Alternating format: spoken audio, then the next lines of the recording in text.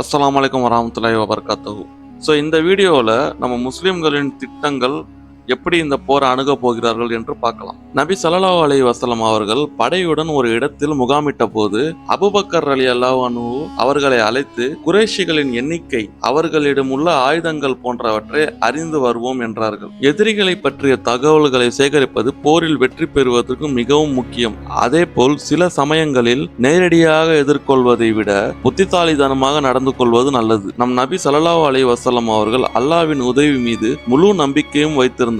அதனால்தான் அவர்கள் தைரியமாக எதிரிகளின் பகுதிக்குள் சென்றார்கள். நபி ஸல்லல்லாஹு அலைஹி வஸல்லம் அவர் மட்டுமல்ல, அவரின் நண்பர் அபூபக்கர் ரலியல்லாஹு அன்ஹு அவர்கள் இருவரும் தான் சென்றார்கள். அவர்கள் இருவரும் பாலைவனத்தில் சென்று கொண்டிருந்த போது ஒரு வயதான அரபு நாடோடியை சந்தித்தார்கள். முஸ்லிம்கள் எங்கே என்று கேட்டார்கள். அவர் நீங்கள் யார் என்று கேட்டார். முதலில் முஸ்லிம்கள் எங்கே இருக்கிறார்கள் என்று சொல்லுங்கள், பிறகு நாங்கள் யார் என்று சொல்கிறோம் என்றார்கள். அந்த வயதானவரோ நீங்கள் எங்கிருந்து வருகிறீர்கள் என்று கேட்டார். எங்களுக்கு தேவையானதை நீங்கள் சொன்னால் உங்களுக்கு தேவையானதை நாங்கள் சொல்கிறோம் என்றார்கள். அவரோ முஸ்லிம்கள் இந்த நாளில் மதீனாவில் இருந்து புறப்பட்டு இந்த இடத்திற்கு சென்றார்கள். இன்று அவர்கள் இந்த இடத்தில் இருக்க வேண்டும் என்று மிக துல்லியமாக சொன்னார். குறைஷிகள் எங்கே என்று கேட்டார்கள். குறைஷிகள் இந்த இடத்தில் இருக்க வேண்டும் என்று அவர் சொன்னார். இப்போது சொல்லுங்கள், நீங்கள் யார் என்று அவர் கேட்டார். நபி ஸல்லல்லாஹு அலைஹி வஸல்லம் அவர்கள் நாங்கள் பயணிகள் என்று சொல்லிவிட்டு அங்கிருந்து புறப்பட்டு விட்டார்கள். இது மூலியமா நம்மளுக்கு என்ன தெரிய வருது அப்படின்னு பாத்தீங்கன்னா, முஸ்லிம்கள் எந்த மதீனாவிலிருந்து கிளம்பி எங்கே வராங்க, எந்த இடத்துல இருக்க போறாங்க, இந்த எல்லா விஷயங்களும் ஒரு சாதாரண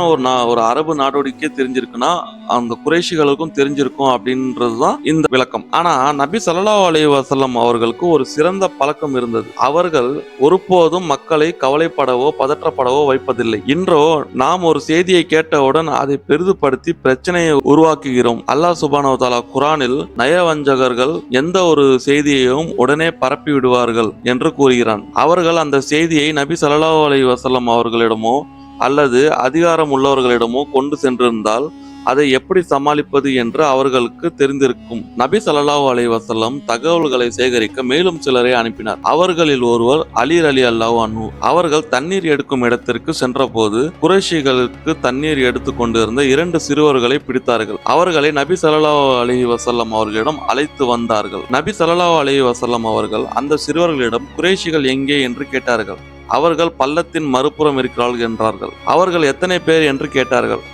அந்த சிறுவர்கள் எங்களுக்கு தெரியாது என்றார்கள். நபி ஸல்லல்லாஹு அலைஹி வஸல்லம் உடனே அவர்கள் ஒரு நாளைக்கு எத்தனை ஒட்டகங்களை உணவுக்காக அறுக்கிறார்கள் என்று கேட்டார்கள். ஒரு நாளைக்கு 9 - 10 ஒட்டகங்களை அறுக்கிறார்கள் என்று அந்த சிறுவர்கள் கூறினார்கள். நபி ஸல்லல்லாஹு அலைஹி வஸல்லம் அவர்கள் தோழர்களை பார்த்து, அப்படி என்றால் அவர்கள் 900 - 1000 பேர் வரை இருப்பார்கள் என்றார்கள். பின்னர் நபி ஸல்லல்லாஹு அலைஹி வஸல்லம் அவர்கள் அந்த சிறுவர்களிடம் குறைஷிகளில் யார் யார் இருக்கிறார்கள் என்று கேட்டார்கள். அந்த சிறுவர்களோ அபூஜஹல், உத்பா, ஷைபா என்று அனைத்து தலைவர்களின் பேரையும் சொன்னார்கள். நபி ஸல்லல்லாஹு அலைஹி வஸல்லம் அவர்கள் தோழர்களை பார்த்து, இதுதான் குறைஷிகள். அல்லாஹ் அவர்களை உங்களிடம் அழைத்து வந்துள்ளான். இவர்கள்தான் நம்மை துன்புறுத்தியவர்கள், நம்மை தாக்கியவர்கள், நம்மிடம் இருந்து நம் செல்வத்தை பறித்தவர்கள் என்றார்கள். குறைஷிகள் தங்கள் வெற்றியில் உறுதியாக நம்பினார்கள். ஆனால் அவர்களின் அலட்சியம் மற்றும்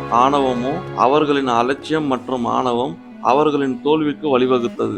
என்ன நடந்தது, அடுத்தது என்ன நடந்தது, எப்படி இதெல்லாம் நடந்தது அப்படின்றத நம்ம அடுத்த வீடியோல பார்க்கலாம். இன்ஷா அல்லாஹ். ஜஸாக்கல்லாஹ்.